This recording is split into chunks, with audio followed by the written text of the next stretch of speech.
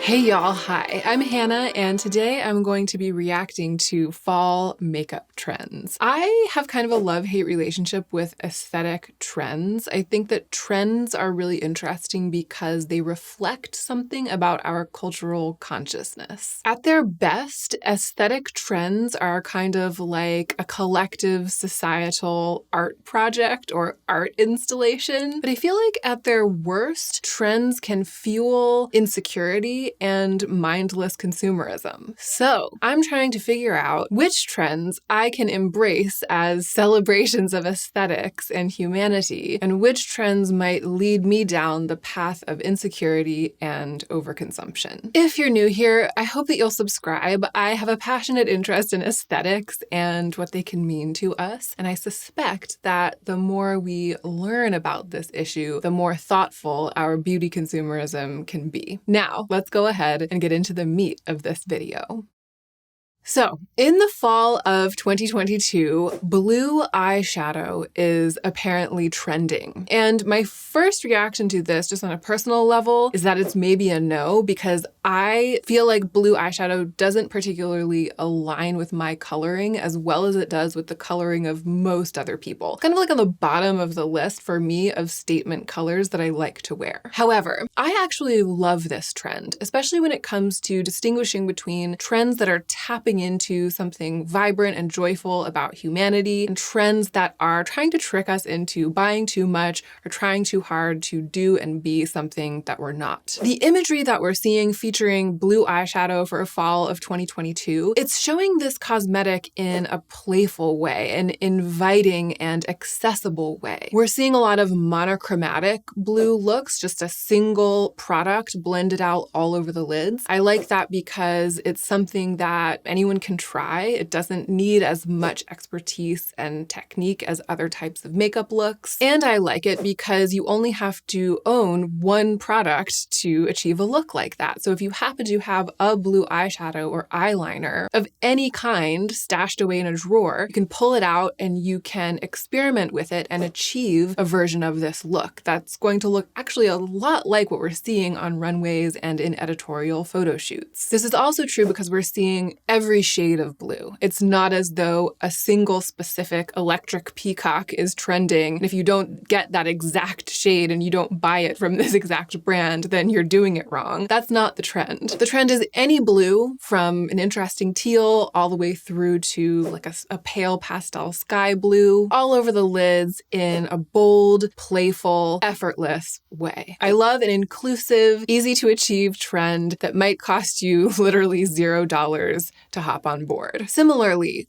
glossy lips are trending into fall, which is exciting because usually traditionally we have kind of an about face from glossy, shiny, dewy makeup over the summer through to matte, restrained, sophisticated makeup in the fall, especially for lips. It's exciting because it's a little bit different, and it's also great because, again, very accessible, easy to wear. A glossy lip is really comfortable. Glossy products tend to also be nourishing. Almost all glosses look the same, especially if they're transparent. You kind of only need one, and you probably already have it if you have a basic little collection of makeup. And if you have a big makeup collection, then you definitely already have something that you can use to carry the trend of glossy lips into the fall. This feels to me like a trend that's trying to set people free to live their best lives instead of a trend that's trying to bully people into buying more. Another trend that is going to be very popular in makeup for fall is the very red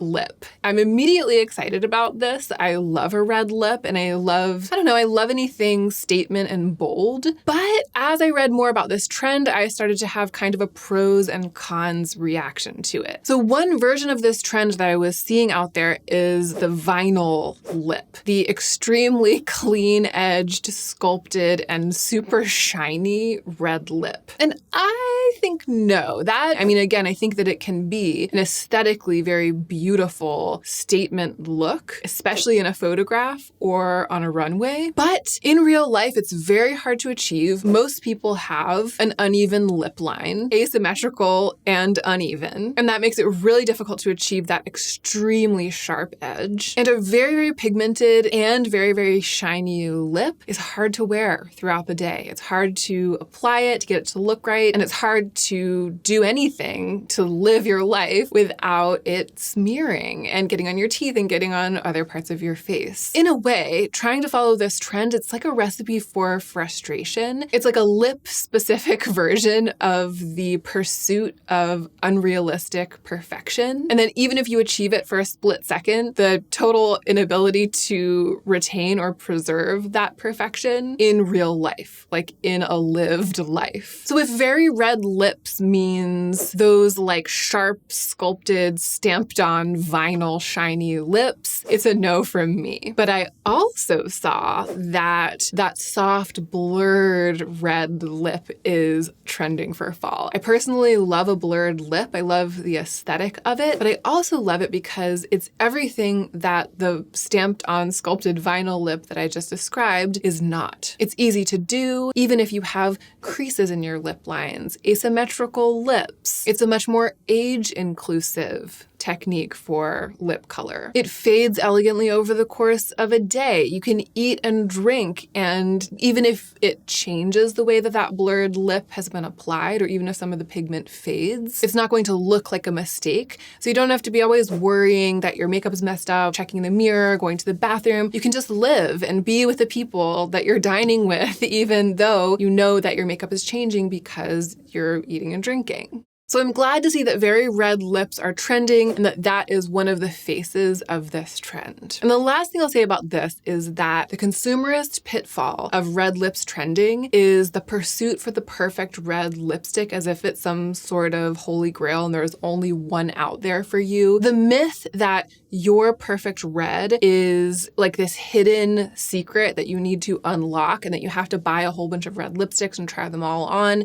in order to find that exact perfect one, that earns makeup companies a lot of money, right? It's in the best interest of advertisers to keep you searching for that holy grail red. The reality is that there's cool toned red and there's warm toned red and there's, highly saturated kind of deep dark and then there's lighter pigment. And those are really the four quadrants, So for you, it's gonna be a less pigmented cool toned red or a less pigmented warm toned red or a deeper, more pigmented cool toned red or a deeper, more pigmented warm-toned red. For each one of those quadrants, there are thousands of lipsticks that will work for you. So if you find one that checks the two boxes, the saturation box and the undertones box for you, you found your perfect red and you don't need to keep buying more. Okay, let's talk about glazed skin, which kind of like glossy lips is just what has been trending, you know what I mean? Not just in the summer, but in recent years. And it's still trending, or like this year we are once again taking that trend into the fall and into the winter with us. I'm a little bit mixed on this one because of course I think glazed skin is beautiful and I like it as opposed to like really cakey skin or skin where a ton of makeup is layered. I also personally really love glossy cheeks, that transparent type of highlight that makes it look like your skin is just a glazed donut rather than being a face covered with makeup. So it's not as though I dismiss it aesthetically. Aesthetically, I feel like it still really has a place among us. But when I saw that this was being considered something that's still trending, it just made me think about, similar to